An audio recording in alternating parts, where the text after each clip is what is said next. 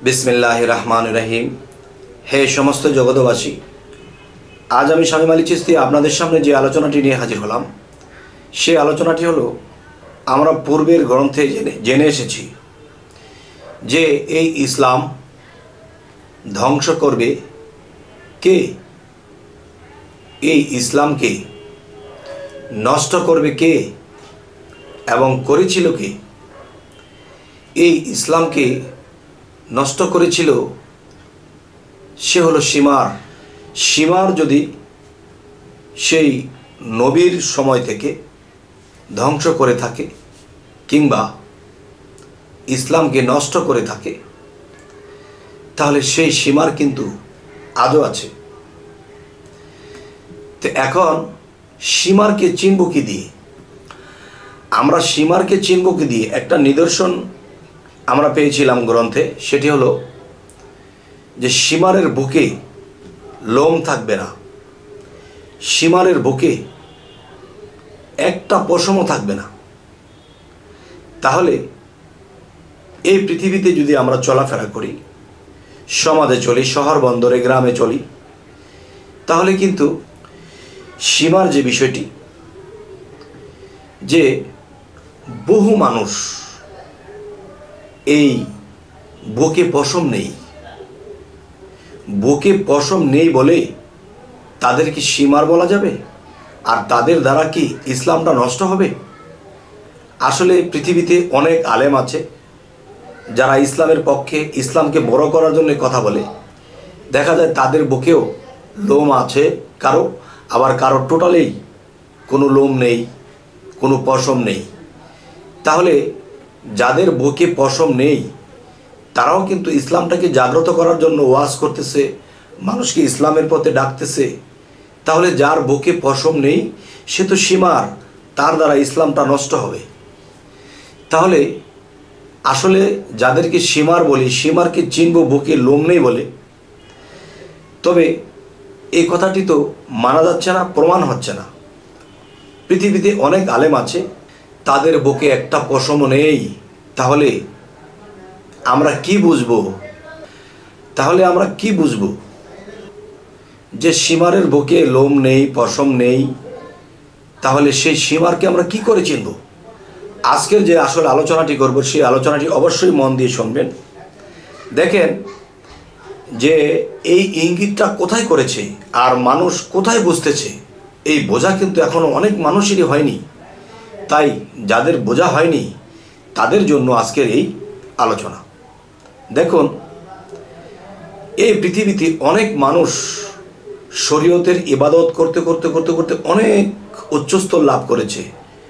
তরিকতে, মারিফত, হাকিকতের দেশে কোনো মানুষ সাধনা করতে করতে আল্লাহ পর্যন্ত অনেকখানি পৌঁছে গেছে। কিন্তু দেখা যায় এরপরেও লোকটি পথভ্রষ্ট হয়ে যায়, সেই লোকটির লোভে লোভান্বিত হয়ে যায়, সেই লোকটি কেমন জানি হয়ে যায়, যেন পথভ্রষ্ট হয়ে গেল এবং পথ হারা হয়ে গেল। এবং সেই লোকটি সে নিজে তো খারাপ হলো, ইসলামের পথ থেকে বাইরে চলে গেল, তাছাড়া বোঝা গেল কি যে তারা এমন একটা অবস্থানে চলে গেল যে পথভ্রষ্ট হয়ে গেল। তাহলে এতখানি পথ অগ্রসর হওয়ার পরে সেই মানুষটি কিভাবে পথভ্রষ্ট হয়ে যায়, আর এই পথভ্রষ্ট কে করল? আজকের ব্যাখ্যাটি অবশ্যই জ্ঞানীদের জন্য আকর্ষণীয় এবং জ্ঞানীদের জন্য বিরাট এক নিদর্শন। দেখুন, একজন সাধক আল্লাহর পথের সাধনা করতেছে, একজন মুসল্লি আল্লাহর পথে ইবাদত করতেছে, আল্লাহকে সেজদা করতেছে। এই সেজদা করতে করতে সে একটা জায়গাতে পৌঁছাবে। একজন সাধক আল্লাহর পথে সাধনা করতে করতে আল্লাহ পর্যন্ত পৌঁছাবে, কিন্তু পৌঁছানোর আগে হোঁচট খেয়ে সে পথভ্রষ্ট হয়ে যায়। এবং এই পথভ্রষ্ট কে করে? সেই সীমার করে। সীমারকে সেটি হলো, দেখুন যে পৃথিবীতে অনেক উচ্চস্তরে একজন মানুষ চলে গেছে, সেই মানুষটি আল্লাহ ছাড়া কিছু বোঝে না। সেই লোকটি দেখা গেছে একটা সুন্দর নারী, তার রূপে সে আত্মহারা হয়ে গেছে, তার রূপে সে ডুবে গেছে।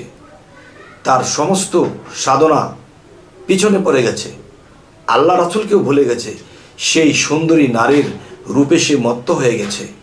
যে কখনো বলতো আমি বিবাহ করব না, যে কখনো বলতো আমি এসবের ধারে কাছে যাব না, কিন্তু একসময় সে সেই সুন্দরী নারীর পিছনে ছুটেছে এবং সে একসময় আল্লাহ রাসূলকেও ভুলে ফেলেছে। তখন কি হলো? একটা নারীর পিছনে দৌড়াতে যাইয়া সে এত বড় আল্লাহ ভক্ত, সে পথভ্রষ্ট হয়ে গেল। তাহলে দেখেন, একটা ভালো মানুষ চরিত্রহীন হয়ে যায় একটা নারীর কারণে, একটা ভালো মানুষ চরিত্র নষ্ট হয়ে সমস্ত ইবাদতের ঘাটতি হয়ে যায় একটা নারীর কারণে। কারণ এই চোখের দৃষ্টি এত তীক্ষ্ণ যে তার জীবনে কত নারীকে দেখেছে, তার এরকম মন পড়েনি, কিন্তু একজনকে দেখে তার অবস্থা এমনই হয়েছে, সমস্ত কিছু ভুলে গেছে। তাই আমি বলতে চাই, হে সমস্ত জগৎবাসী, যে আমি কিন্তু একটু আগে একটা কথা বলেছি, পৃথিবীতে অনেক আলেম আছে, অনেক বুজুর্গ আছে, অনেক কামেল মুর্শিদ আছে, এদের বুকে পশম নেই। তারা তো ইসলামকে নষ্ট করছে না, এরা তো ইসলামকে আরও জাগ্রত করছে। কিন্তু বুকে পশম নেই বলেই তাকে কি সীমার বলা যাবে না? তাহলে সেই সীমারটি কে যে ইসলামকে নষ্ট করবে, পথভ্রষ্ট করে দেবে? সেই হলো একটি নারী। একটি নারী মানুষকে পথ বিচ্যুত করে দিতে পারে। তাহলে একজন নারী কি সীমার? দেখেন, আমাদের ধর্মে বেশিরভাগই চাপা দেওয়া হয়েছে কথা, ফুটাস করেনি, জ্ঞানীরা এখান থেকে বুঝে নেবে। যেমন সূরা হামিমের মধ্যে বলা হয়েছে, কিতাবুন ফুসসিলাত আজাতু কুরআনান আরাবিয়ান, এই এক গ্রন্থ আরবি কোরআন রূপে অবতীর্ণ, এর বাক্যসমূহ জ্ঞানীদের জন্য। তার মানে এই কোরআনটা সকল স্তরের লোকেদের জন্য নয়, জ্ঞানীদের জন্য নিদর্শন। আর এখানে কি জ্ঞানটি লুকিয়ে আছে? এখানে যে জ্ঞানটি লুকিয়ে আছে সেটি হলো, দেখুন,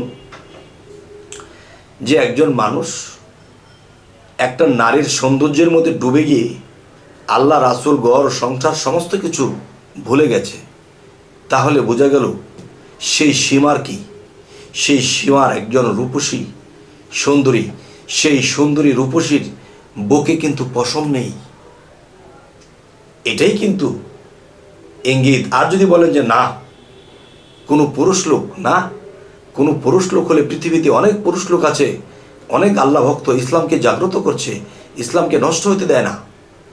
তাহলে বোঝা গেল কি? একজন নারী, তার বুকে পশম নেই। আর এই নারী, আমরা চলবো, ফিরবো, খাবো, কিন্তু এদের থেকে সাবধান। সে আপনাকে তার রূপের ঝলকে, তার রূপের তুফানে, তার রূপের সাগরে আপনাকে তলিয়ে দেবে। তখন আপনি আল্লাহ পদের এমন একজন মানুষ ছিলেন, আপনাকে সে বিচ্যুত করে দেবে, আপনাকে পথ ভ্রষ্ট করে দেবে। তাই বলবো, হে সমস্ত জগৎবাসী, এই জন্যই কিন্তু নবীজি পর্দার কথা বলেছে। ভিতরের পর্দা তো লাগবেই, বাহিরের পর্দাও লাগবে। কারণ মিঠাই বা কাঁঠাল যদি আমরা খুলে রেখে দিই, তখন মাছি পড়বে, মাছি একে নষ্ট করে দেবে। আচ্ছা, তাহলে আজকের যেই বিষয়টি বোঝানো হলো সেটি কি? সীমারটি আমরা কোথায় পেলাম? আচ্ছা, এখন আমার যে মা বোন আছে, সারা বিশ্বব্যাপী যে মা বোন আছে, তারা হয়তো মনে মনে ভাববে, দেখো আমাদেরকে এমন একটা কথা বলল। দেখেন, যে সীমারের বুকে পশম নেই, সেই ধ্বংস করবে শান্তি, সেই নষ্ট করবে শান্তি।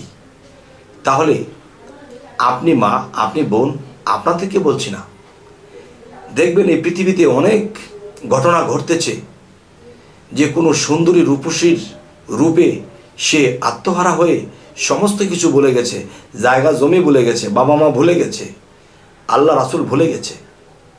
তাহলে বোঝা গেল একজন নারী সুন্দরী রূপসী, সে একজন মানুষকে পথে তুলে আনতে পারে, আবার সে একজন মানুষকে সে ডুবিয়ে দিতে পারে।